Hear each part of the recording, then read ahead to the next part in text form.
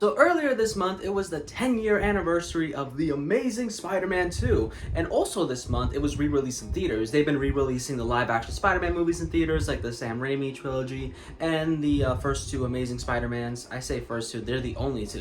And I believe they're gonna do the Tom Holland movies next. And I have not gotten a chance to see any of them in theaters, which makes me super sad, but I decided to go ahead and rewatch Amazing Spider-Man 2 for a video, to celebrate its 10-year anniversary, which, like I said, was in the beginning of the month. I am kind of late on this. But anyway, I think this movie is very interesting because when it first came out, it was very much disliked. A lot of people even said it was the worst Spider-Man movie. And some people still do say, yeah, it's the weakest live-action Spider-Man movie or weakest Spider-Man movie overall. However, ever since the release of No Way Home, Andrew Garfield's Spider-Man has been getting a lot of love. And, people are going like, you know what, I think we treated that harshly. The Amazing Spider-Man movies are amazing. And, all that stuff. And I want to go ahead and rewatch The Amazing Spider-Man 2 just to go ahead and see, hey, what worked, what didn't work. And I probably should have started with a video on the first Amazing Spider-Man. I don't know, maybe I'll do that in the future depending on how this does. But let's go ahead and talk about The Amazing Spider-Man 2 and why it's not that amazing, but it's still got some good stuff in there, but it's still very flawed and has a lot of problems. Time for my least favorite part of any video, talking about what the plot is, but now I have to do that for two movies. So,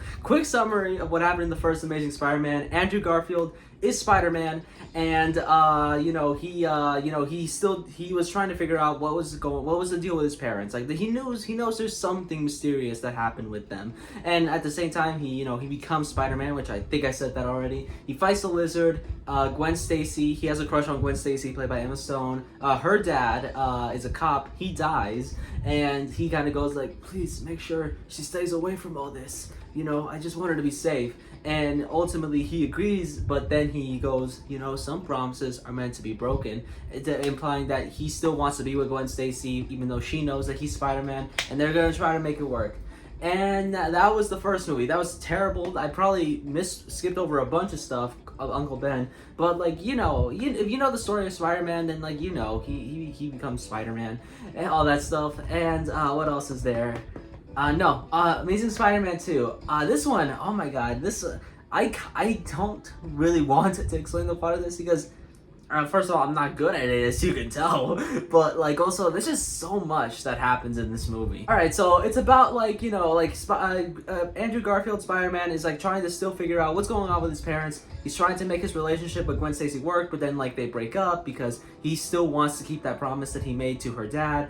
And at the same time, he helps out this guy named Max, who becomes Electro because he becomes insane, thinking he and Spider-Man are really best friends, but he's treated badly at work, and so some science stuff happens. He becomes Electro. Also, at the same time, Peter meets up with his old friend Harry Osborn, who was never mentioned in the first movie. And so Harry Osborn, it turns out his dad died, Norman Osborn, and he died from this sort of goblin disease, which is hereditary. So now he has it too. So he's dealing with having to take over the company. Osborn Industries, but at the same time he wants to try to find a cure for his disease. And also there is Peter still trying to figure out what's going on with his parents, trying to figure out what did they work on that got them killed and all that stuff. And also Gwen is trying to deal whether or not she wants to go off to another college in another country or stay here with Peter, even though she knows things are complicated. And also the Rhino is in there at one point. He's actually not that important, but he's played by Paul Giamatti. And also it's a lot of stuff.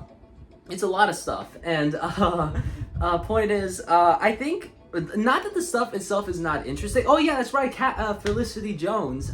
She's in this movie. She is Harry Osborn's assistant, and is supposed to be Black Cat. But she never becomes Black Cat. But she's in the movie. She is in the movie. A lot of stuff happens in this movie, especially some just minor things that are more set up for future movies that never happen, which I'll get into later. But I think that you could see what the big issue is. They try to cram so many storylines into this movie, and a lot of them I do think actually sound interesting and are actually pretty good or have elements of good stories that just are not that great, essentially, because it is overstuffed.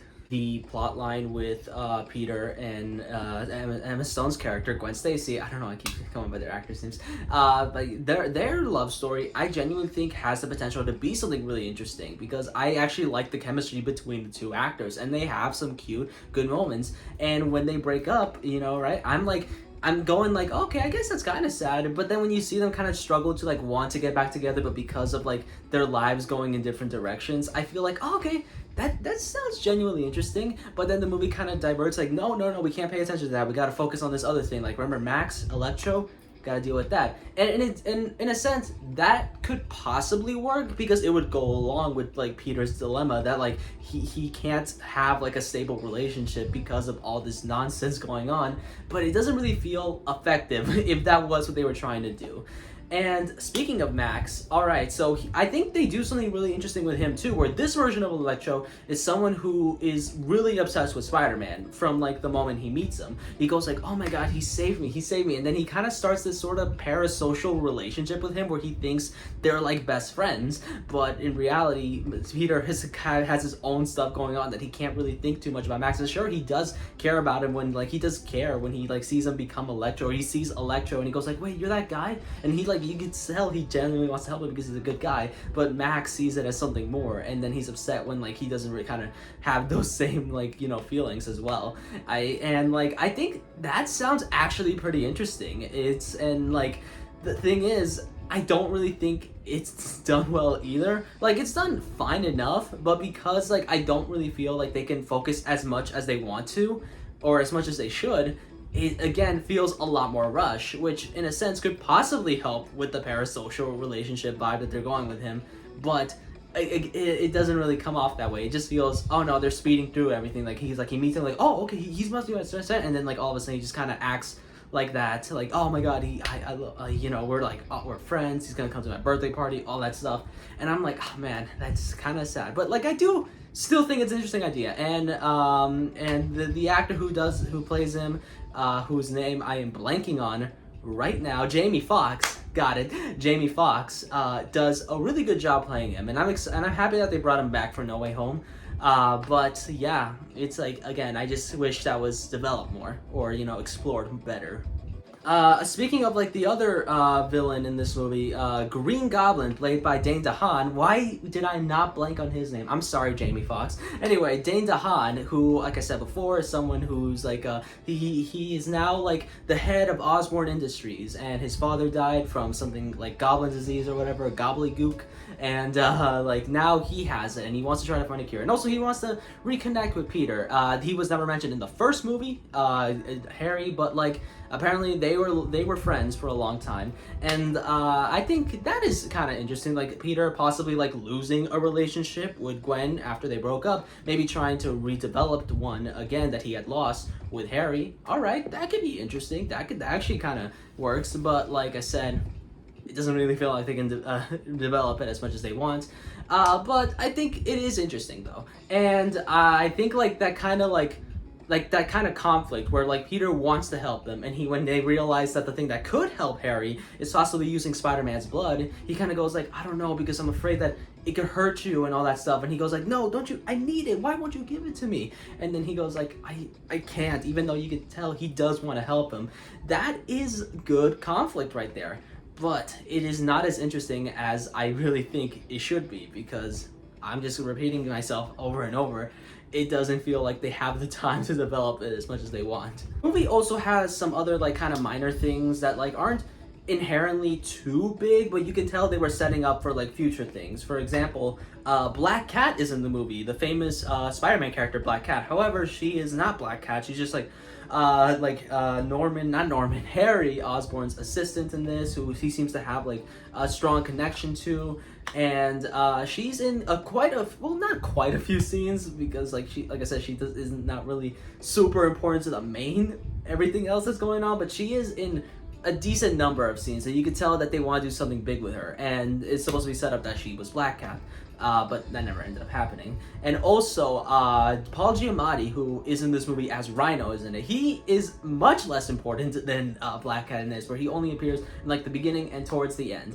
And I think it's kind of interesting what they do, where like in the beginning he's just kind of like some low-level villain, low-level thug, and then by the end it's shown that he was the Rhino, and he's the thing that, like, you know, when he's causing trouble, Spider-Man, after dealing with everything that troubled him, he's just like, you know, it's time I get back on the horse or whatever, and then he like, you know, fights him, and you go, whoa, yeah, yeah, Spider-Man's back. He's gonna continue on. And I think that's kind of cool. But like, it does kind of suck though that knowing that Paul Giamatti was a big Spider-Man fan and he really wanted to. According to the DVD commentary that I listened to, Paul Giamatti really wanted to play the Rhino in a Spider-Man movie, and so they were all like, "You got it. Here it is." And then it turned out to be this one, and he never got to return as that character again. Like, I'm sorry, Paul Giamatti. Like, genuinely, you would have been a really good Rhino, and you got a word here, but like. So, I'm sorry. Also, apparently Mary Jane was supposed to be in this movie. They were gonna set up Mary Jane, but all her scenes were deleted. But they had an actress. They had recorded scenes. And I think it is said that J. Jonah Jameson is also in this movie. We don't actually see him, but he is mentioned briefly in like a text or like an email that like Peter got.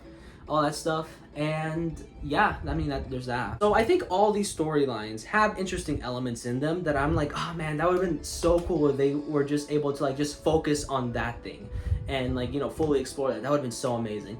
And I think a good example of like a storyline like that is one that I have yet to mention, and it's one that I don't really hear a lot of people talk about because it is essentially not that grand in the big scheme of things, but I do really like it because it involves a scene that is probably my favorite scene in the whole movie, and is one of my favorite scenes in any Spider-Man movie. And I just want to talk about it. The scene is about Aunt May seeing Peter's big board of clues to try to figure out what his parents' deal is, more specifically his father. And she knows something that she doesn't want to tell him because like she still sees like Peter's father as someone who just like left Peter, and like she's just upset that Peter still tries to pine over like what is going on, what was the deal with his parents, when she feels like she's the one who's been like the real parent to Peter, someone who's like raised him and like fed him and has been helping him out through, you know, trying to get him in college by basically like getting a second job to pay for it. And she basically just blows up saying like, no, shut up, I am your mother, okay, not them. I'm the one who's been working so hard for you, so just shut up, you stupid bitch. Okay, that's actually a bit of an over exaggeration. She doesn't say those words. What she says is actually more sincere and heartfelt. But essentially it's still like a blow up because like she feels like she's been like the real like mother for him, and then like he kind of reassures her like, no, this is not about that. I just want to know about, you know, right? Like he just wants answers, but he knows he will always see Aunt May as like the real parent he's always had. And I think that's like honestly a really great scene. Like, and when it comes to like media in most things, like Aunt May has always been someone who was there for Peter, but this one, like, I really think really delves into Aunt May as like a character that I kind of wanted to see more explored of, like seeing this one who kind of like sort of like really wants to care for Peter, but like is like just worried about like him acting just all strange and everything, and like wanting these answers, and like someone who genuinely feels like a real mother figure for Peter. And I think that's really cool, but it's just not in the movie all that much. That main scene that I mentioned is kind of like one of the few things we see of her, and we don't even see her at her other job aside from later on when she's at the hospital and stuff. And like, I don't know, I just feel like I like that dynamic a lot. I thought that was really cool, and I just wish it was in the movie more, which is essentially what I had to say for a lot of them. But like, they are all in the movie, so really I should really just be saying I just wish they removed some other stuff to make more room for this one. I was thinking a lot about what I think this movie is thematically about. Like, I know what the movie is about. Like, I mean, I poorly described it earlier, but I said all the major storylines. But I was thinking, what is the movie ultimately trying to say? Like, what is the major theme with everything? And after watching that scene, I think I realized what it was. I could be wrong. This is just how I interpret it. So if I am wrong, be nice about it and like tell me nicely if I am. But I think the movie is about holding on to relationships that matter. We see that, like, we see relationships are the important, like, is like the main thing that at least I witness in every major storyline. Whether it's like with his relationship with Gwen, trying to make it work even though their lives are going in different directions. We see it a little bit with Aunt May, where he wants to figure out so much about his father, but Aunt May feels like he still idolizes him when that's not the case at all, and he just wants to know what his deal was. And then we see that with James the Han Green Goblin, where Peter is struggling on whether or not he should, like, you know, give his blood to him to help him with his like goblin disease, but he realizes that if he does that, it could possibly hurt him more. And we see that with like Max and Spider-Man, where Max has this parasocial thing where he thinks he has a friendship with Spider-Man when there really isn't there, and it kind of like is a factor that makes him become a villain. So I see that relationships and what is someone is willing to go through, or what they're willing to do to hold on to that relationship. Sometimes it's a good thing in the case where Peter is trying to make something work with Gwen Stacy because he does love her, or sometimes it's a bad thing where Max thinks he has to do this stuff because he thinks there's a friendship between him and Spider-Man when there isn't.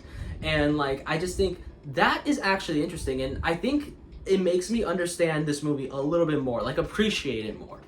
My main issue is, again, it's just that I think that it's not inherently there because I'm mostly distracted by just how little I do fully care about. I was interested in every major plotline, but I wasn't fully invested in it. So when sad stuff happened, I don't think I felt every emotion the movie wanted me to. For example, spoiler alert for the movie, which I think everyone knows. In the end, it is shown that Gwen Stacy dies. Peter fails to save her, and it leads him down a bad spiral where he quits being Spider-Man, but he does decide to get right back into it when he tries to save the kid that he helped earlier, which was a nice scene, from the Rhino. And I think I did feel this time around on this rewatch. This is my first time watching it since before No Way Home. I remember I did a rewatch of the live action Spider-Man movies before No Way Home, and this is my first time rewatching it since then. And I think now with the context of No Way Home, where there's a scene in there where Andrew Garfield Spider-Man basically helps MJ from suffering a similar fate to Gwen Stacy. And I thought, and then also the other scene where he talks about how after the death of Gwen Stacy, he went through a dark place, and he's trying to reassure Peter, the Tom Holland Peter, that look, it can't, I know we've all been through there, we've all suffered, but we continue being Spider-Man. He didn't say it like that. I'm bad at describing things, but you get what I mean. And I just know with that added context now where he ends up, I think this scene makes me feel the emotion a little bit more than when I last watched it. And I do think it is an effective scene, just not a fully effective scene because of the problems within the movie. And it does kind of suck that the way I can feel more of the emotion is by remembering something from a movie that came out many years later and was not planned from the get, so was not originally planned or kept in mind when they were making that movie because they didn't know everything would lead that way. So it still is a good scene. I just feel because of the movie's issues, I didn't really feel the full extent of the emotion of that scene. And that's just a lot of the movie, unfortunately. I think it just is just trying to do too much, and because of that, a lot of the good things in the movie, a lot of the things that could be really well done, really effective, are just not as effective as they can be. And they don't really, they have this huge potential that they just, I think, squandered a bit, by trying to do all this other stuff too, by being the sequel to The Amazing Spider-Man, but also try to, set up so many other things so that they can have future Spider-Man movies so that Sony can keep the license to Spider-Man. And they were like, okay, no, if we set up a bunch of stuff so we guarantee ideas for future movies. So they set up the Sinister Six by the end. They also had other plans. I know they had plans to have revive Gwen Stacy in the future, but as Carnage. They had ideas for spin-offs involving Aunt May as a spy, I guess, and plans to introduce Miles Morales eventually. And I think they tried to set up some of that stuff here, but they also tried to make this a sequel to The Amazing Spider-Man, and because of that, it just feels like they couldn't really do everything they wanted effectively, and unfortunately making what I think could have been a really amazing movie, that's where I said it, to something that is kind of not that great. But I do still think I like the movie. It's not one of the Spider-Man movies that I would go out of my way to actively rewatch often. But if the opportunity came, I'm like, oh, okay, you know what? I feel like rewatching the Amazing Spider-Man movies. I'll go ahead and do it, because I don't hate this movie or anything, and I would even go as far to say I do like it. Good stuff in it is pretty good, and I think now with this knowledge of what I think the movie was trying to do more, with what I feel is its main theme, I honestly think I can appreciate it more. And yeah, and I think also with the context of No Way Home, I do see what made Andrew Garfield's the Amazing Spider-Man versions of Spider-Man genuinely pretty good. And while I'm not on the bandwagon that I'm oh, we need an Amazing Spider-Man 3, I genuinely if they wanted to, I was gonna say like I'd be down for it. No, I don't trust Sony with the Spider-Man stuff. I honestly, besides the Spider-Verse things like the animated Spider-Verse movies, a lot of the other modern like Spider-Man related projects that Sony has made have not really been good. I have yet to see the Venom movies, but everything else, no. So honestly, if they did this Amazing Spider-Man 3, I would legit be worried. But you know, I don't know. I guess I'd give it a chance. So anyway, yeah, that's my thoughts on the Amazing Spider-Man 2. It's you know, not an amazing film, but it's got good stuff in it. I enjoyed it. But it's not perfect though. So anyway, I'm very tired, honestly. No, legit. This I had to re-record a lot of parts because I'm just bad at speaking and I stuttered too much. And oh my god, I really just want to rest. I want to lay down.